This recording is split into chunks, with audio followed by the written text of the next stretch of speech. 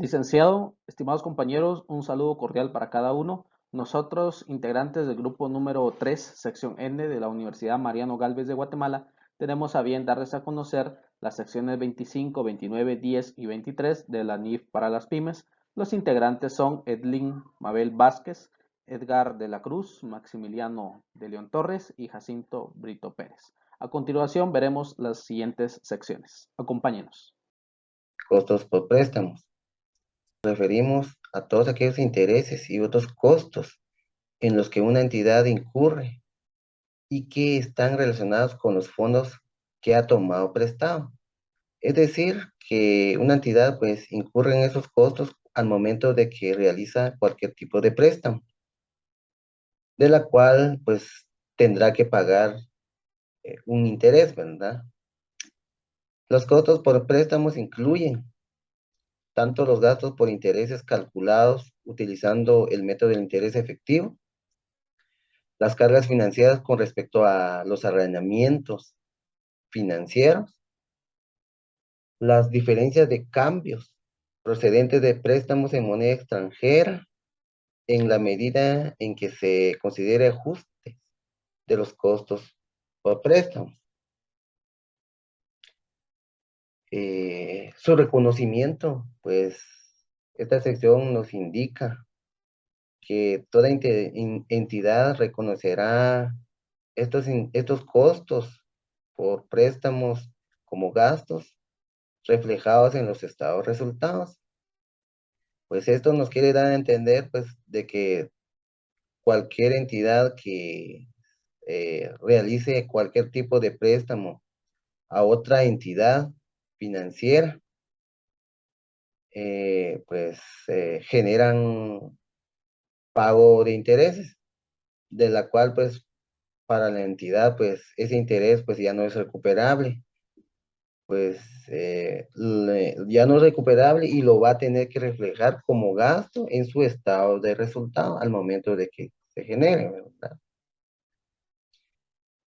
La información a revelar que esta sección pues nos solicita es que se va a tener que reflejar los costos financieros, los gastos totales por intereses utilizando el método del interés efectivo, de todos aquellos pasivos financieros que no estén al valor razonable en el estado de resultados.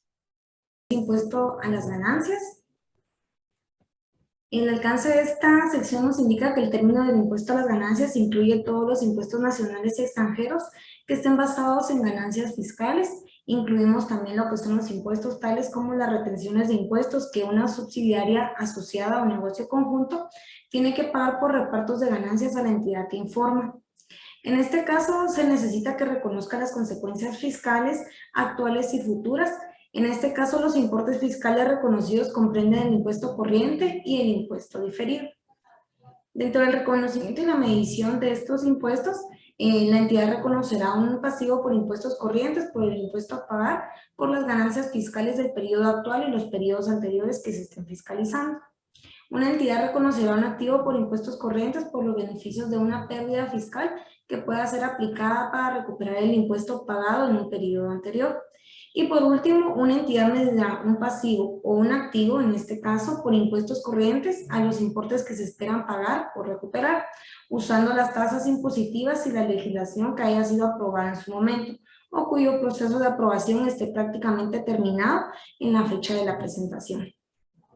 Dentro del reconocimiento de impuestos diferidos encontramos lo que es el principio de reconocimiento general. Es inherente el reconocimiento de un activo o un pasivo que la entidad informa que espere recuperar o cancelar el importe en libros de ese activo o pasivo respectivamente.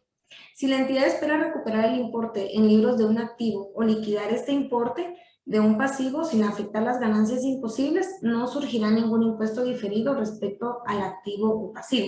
En este caso, la entidad reconocerá un activo o un pasivo por impuestos diferidos por el impuesto a recuperar o pagar en periodos futuros como resultado de transacciones a sucesos pasados. En este caso, este impuesto surge de la diferencia entre los importes en los libros de activos y pasivos de la entidad en el estado de situación financiera. Para poder determinar las bases fiscales y diferenciales, nosotros necesitamos tomar en cuenta dos criterios muy importantes. En el caso del activo, es el importe que será deducible de los beneficios económicos que para efectos fiscales obtenga la entidad en el futuro cuando recupere el importe en libros de dicho activo. Para los pasivos es igual a su importe en libros menos cualquier que sea deducible fiscalmente de esos pasivos en periodos futuros. Algunas partidas tienen base fiscal pero no se reconocen como activos ni como pasivos en el estado de situación financiera. Por ejemplo, los costos de investigación y desarrollo reconocidos como un gasto, al determinar la ganancia contable en el periodo, pero cuya deducción no se permite en la determinación de la ganancia o pérdida obtenida fiscal hasta un periodo posterior. Algunos ejemplos de situaciones en las que surgen diferencias temporarias incluyen los activos identificables adquiridos y pasivos asumidos en una combinación de negocios que se reconocen a sus valores razonables, pero no se realizan ajustes equivalentes a efectos fiscales. B. Activos que se miran nuevamente sin hacer un ajuste similar a efectos fiscales. C. La plusvalía surge en una combinación de negocios, por ejemplo, la base fiscal de la plusvalía será cero si las autoridades fiscales no permiten la amortización o deterioros de valor de la plusvalía como un gasto deducible. D. La base fiscal de un activo o un pasivo difiere en el momento de reconocimiento inicial de su importe en libros inicial. Y E. El importe en libros de inversiones en subsidiarias, sucursales y asociadas o el de la participación en negocios conjuntos. En este caso difiere de la base fiscal de la inversión o participación. Dentro de las diferencias temporarias imponibles son las que se van a reconocer un pasivo por impuestos diferidos por toda la diferencia temporaria imponible, a menos de que el pasivo por impuesto diferido haya surgido por dos casos. El primero, el reconocimiento inicial de una plusvalía, y el segundo, el reconocimiento inicial de un activo o pasivo en una transacción que no es una combinación de negocios. Y en segundo lugar, en el momento en que fue realizada no afectó ni a la ganancia contable ni a la ganancia o pérdida fiscal. Sin embargo, debe ser reconocido un pasivo por impuestos diferidos con las precauciones establecidas. Dentro de las diferencias temporarias deducibles son las que se van a reconocer un activo por impuestos diferidos para todas las diferencias temporarias deducibles, en la medida en que resulte probable de que la entidad disponga de ganancias fiscales futuras contra las que utiliza de diferencias temporarias deducibles, salvo que el activo por impuestos diferidos aparezca del reconocimiento inicial de un activo o pasivo en una transacción que se dé en dos casos. El primero de ellos no es una combinación de negocios, y el segundo, el momento en el que fue realizado no afectó ni a la ganancia contable ni a la ganancia o pérdida fiscal que se obtuvo. Sin embargo, por las diferencias temporarias imponibles asociadas con inversiones en subsidiarias, sucursales y asociadas, y por participaciones en negocios conjuntos que se reconocerá un activo por los impuestos diferidos. Dentro de las reconsideraciones de activos por impuestos diferidos no reconocidos son los que encontramos al final del periodo del que se está informando. Una entidad evaluará nuevamente los activos por impuestos diferidos no reconocidos. En ese momento la entidad procederá a registrar un activo de esta naturaleza anteriormente no reconocido, siempre que sea probable que las futuras ganancias fiscales permitan la recuperación del activo por impuestos diferidos. Dentro de las inversiones en subsidiarias, sucursales, asociadas y participaciones en negocios conjuntos, son las que aparecen diferencias temporarias cuando el importe en libros de las inversiones en subsidiarias y las anteriores mencionadas son en negocios o participaciones conjuntas. Dentro de las retenciones fiscales sobre los dividendos, una entidad que pague dividendos a sus accionistas puede estar obligada a pagar una porción de dichos dividendos a las autoridades fiscales en nombre de todos los accionistas de la entidad. Dentro de la presentación encontramos la distribución en el resultado integral y en el patrimonio. Una entidad reconocerá el gasto por impuestos en el mismo componente del resultado integral total, es decir, operaciones continuadas, operaciones discontinuadas u otro resultado integral o en el patrimonio en función de la transacción u otro suceso que quiera dar lugar al gasto por impuestos. También encontramos la distinción entre partidas corrientes y no corrientes, que son cuando una entidad presenta activos corrientes o no corrientes y pasivos corrientes o no corrientes como clasificaciones separadas en su estado de situación financiera, que no clasificará ningún activo o pasivo por impuestos diferidos como activo o pasivo corriente, dependiendo del caso. Dentro de la compensación encontramos que una entidad compensará los activos por impuestos corrientes y los pasivos por impuestos corrientes, o los activos por impuestos diferidos y los pasivos también, si solo si tiene derecho exigiblemente este impuesto. Sección 10. Políticas, estimaciones y errores contables. Alcance de esta sección. Esta sección va a proporcionar la guía para la selección y aplicación de las políticas contables que sean utilizadas en la preparación de estados financieros, como también va a abarcar aquellos cambios en las estimaciones contables y correcciones de errores de estados financieros de periodos anteriores. Y aplicación de políticas contables. Son políticas contables, todo principio, base, convención, reglas y procedimientos específicos adoptados por una entidad al preparar y presentar estados financieros. Esta norma no trata específicamente una transacción u otro suceso o condición. La gerencia de una entidad va a utilizar su propio juicio para desarrollar y aplicar una política contable que dé lugar a información que sea relevante para la necesidad de la toma de decisiones económicas, fiable en el sentido de que los estados financieros pues, representen fielmente la situación financiera y el rendimiento financiero y los flujos de efectivo de la entidad, como también que reflejen la esencia económica de las transacciones, que sean libres de sesgo, sean prudentes y estén completos en todos sus extremos significativos. Unidad de las políticas contables. Una entidad seleccionará y aplicará sus políticas contables de manera uniforme para transacciones, sucesos y condiciones que sean similares, a menos que esta norma requiera o permita específicamente establecer categorías de partidas para las cuales podría ser apropiado aplicar diferentes políticas. Cambios en las políticas contables. Una entidad cambiará una política contable solo si el cambio es requerido por cambio a esta norma, dé lugar a que los estados financieros suministren información fiable y más relevante sobre los efectos de las transacciones, otros sucesos o condiciones sobre la situación financiera, del rendimiento financiero o los flujos de efectivo de la entidad. No constituyen cambios en las políticas contables la aplicación de una política contable para transacciones, sucesos o condiciones que difieren sustancialmente de los ocurridos con anterioridad, la aplicación de una nueva política contable para transacciones o sucesos o condiciones que no ocurrieron anteriormente y un cambio en el modelo del costo cuando ya no esté disponible en medida fiable del valor razonable. Aplicación de los cambios en políticas contables. Una entidad contabilizará los cambios de políticas contables cuando una entidad contabiliza un cambio de política contable procedente de un cambio de los requerimientos de esta norma, como también cuando una entidad haya elegido seguir la NIC 39 de instrumentos financieros en lugar de seguir la sección 11 y la sección 12. Aplicación retroactiva. La entidad aplicará la nueva política contable a la información comparativa de los periodos anteriores desde la primera fecha en que sea practicable, como si la nueva política contable se hubiese aplicado siempre. Cuando sea impracticable determinar los efectos en cada periodo específico de un cambio en una política contable sobre la información comparativa para cada uno o más periodos anteriores con lo que se presente la información, la entidad aplicará la nueva política contable a los importes en libros de los activos y pasivos al principio del periodo para el que sea practicable la aplicación retroactiva. Información a revelar sobre un cambio de política contable. Cuando una modificación a esta norma tenga un efecto en el periodo corriente o cualquier periodo anterior, puede tener efecto en futuros periodos. Entonces la entidad debe de revelar la naturaleza del cambio de la política contable, el importe del ajuste para cada partida afectada en los estados financieros, el importe del ajuste relativo a los periodos anteriores a los presentados y una explicación en el caso de que la determinación de los importes a revelar de los apartados B o C no sea practicable. Cambios en las estimaciones contables. Un cambio en una estimación contable es un ajuste al importe en libros de un activo o de un pasivo.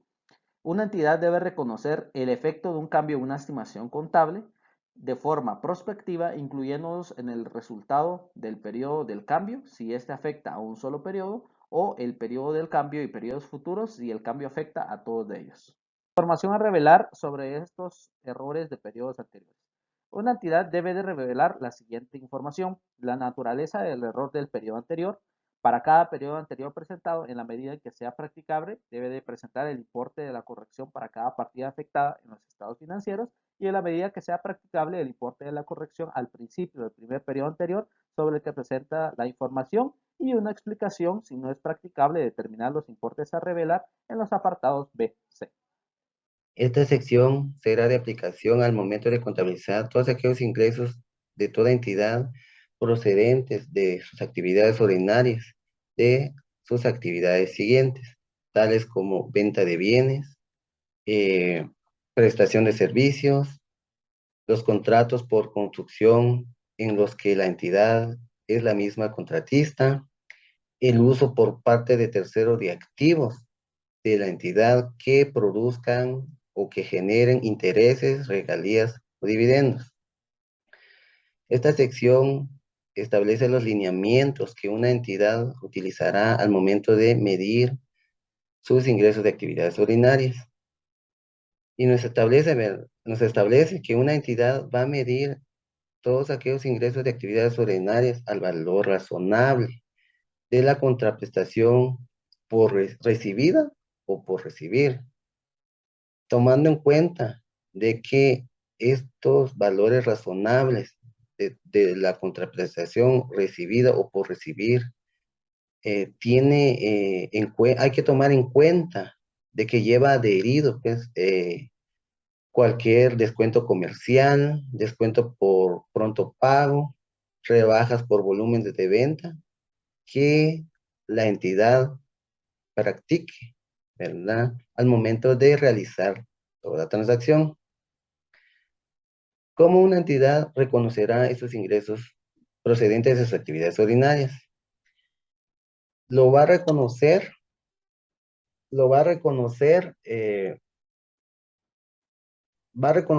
esos ingresos de actividades ordinarias de venta de bienes cuando satisfagan 4 condiciones.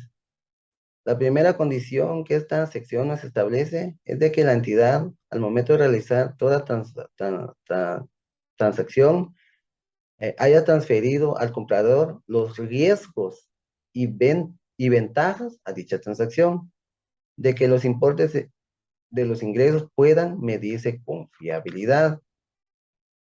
Así también cuando sea probable de que la entidad obtenga los beneficios económicos asociados a dicha transacción, que los costos incurridos o por ocurrir en relación con la transacción que realiza puedan medirse con fiabilidad. Esta sección nos da también los lineamientos de todas aquellas prestaciones de servicio.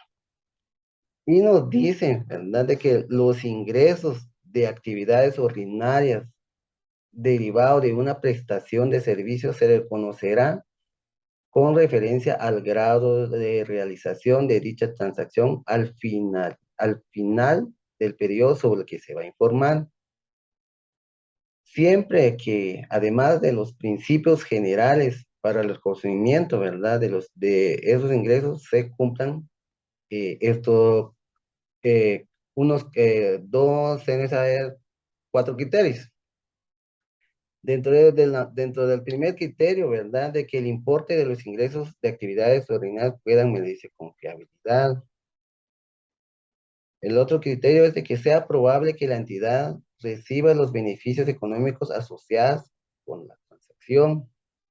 El grado de realización de la transacción al final del periodo sobre el que se va a informar pueda ser medido fiablemente. Los costos incurridos en dicha transacción y los costos para completarla pueda medirse fiablemente. Los contratos por construcción. Esta sección nos establece, ¿verdad?, cuando el resultado de un contrato de construcción pueda medirse fiablemente, una entidad lo va a reconocer como ingresos de actividades ordinarias.